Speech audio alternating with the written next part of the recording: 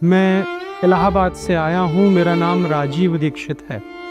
पिछले कुछ वर्षों से मैं भारतीय संस्कृति और इस राष्ट्र को बचाने के एक आंदोलन में लगा हुआ हूँ।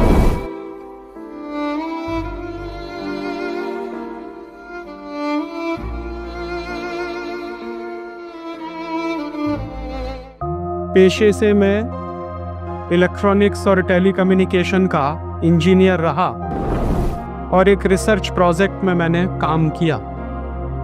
लेकिन सन 1992 में अपना सारा काम छोड़कर, अपने कैरियर को छोड़कर राष्ट्र को बचाने के लिए, संस्कृति को बचाने के एक आंदोलन में मैं लग गया। पिछले 50 साल में जो आज़ादी हमको मिली है, उस आज़ादी का मतलब क्या है? एक तरफ तो सरकार कहती है और देश के सारे माहौल में ये बताने की कोशिश की जा रही है कि भारत की आज़ादी के 50 साल पूरे हो गए, और दूसरी तरफ सारा देश जिस तरह से चल रहा है, जो हालात हैं पूरे देश के, वो ये बताते हैं कि ये जो 50 साल की आज़ादी है, ये तो भारत के पिछले 500 साल की गुलामी से भी ज़्यादा बुरी है। पुर्तगालियों ने हमारी आर्थिक संपत्ति को लूटा, उसके बाद इस देश में फ्रांसीसी घुस गए, उन्होंने इस देश को लूटा। फिर उसके बाद इस देश में डच लोग घुस गए, उन्होंने इस देश को लूटा। उसके बाद इस देश में अमेरिकन और अमेरिकनों की मदद से ब्रिटिशर्स घुसे, उन्होंने हमारे देश को लूटने की कोशिश की। और इस तरह से लगभग 1498 से लूट की एक नई शुरुआत इस देश में शुरू हो गई। सबसे ज्यादा बर्बादी हिंदुस्तान में आई पुर्तगालियों के कारण और अंग्रेजों के कारण। और अंग्रेजों ने जो इस देश को लूटने की एक व्यवस्था शुरू की, दुर्भाग्य से वो व्यवस्था आजादी के 50 साल के बाद भी चल रही है।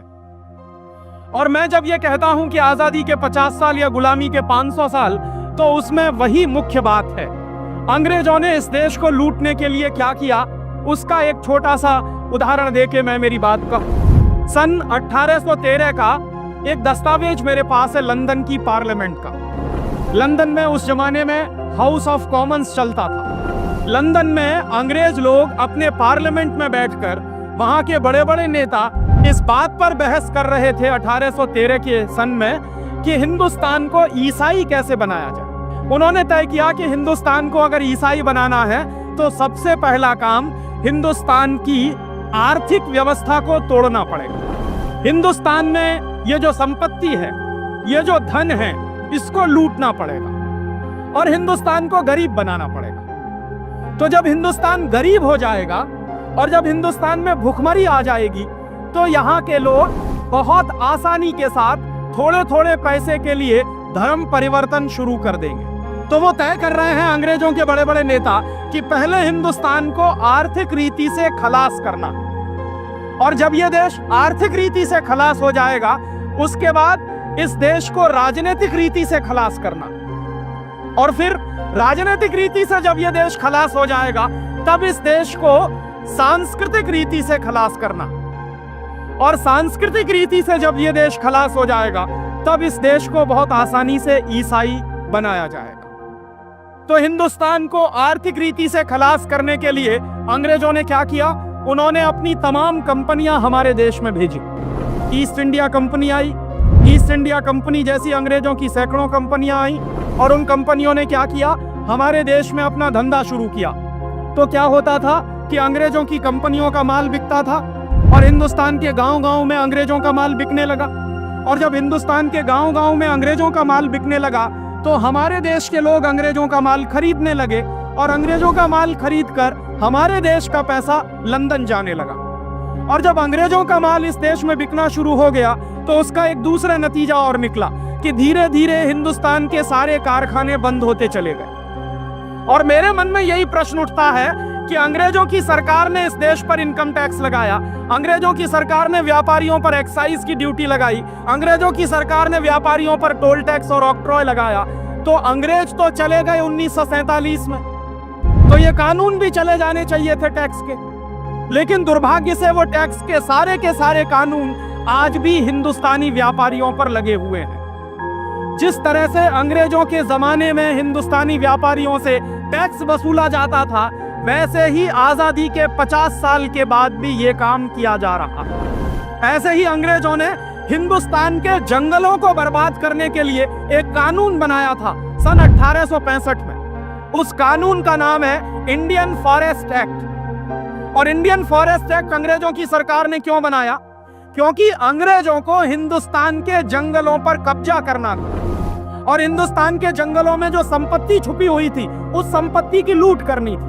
हमारे देश के जो जंगल हैं उन जंगलों में सोने की खदानें हैं, चांदी की खदानें हैं, तमाम तरह की बेशकीमती धातुएं वहां मिलती हैं। तो हमारे देश के जंगल तो अरबों खरबों की संपत्ति के मालिक हैं। अंग्रेजों की सरकार ने क्या किया कि उन जंगलों को बर्बाद करने के लिए हिंदुस्तान के लोगों से छीनकर जंगलों को अंग्रेजी सरकार की संपत्ति घोषित कर दिया।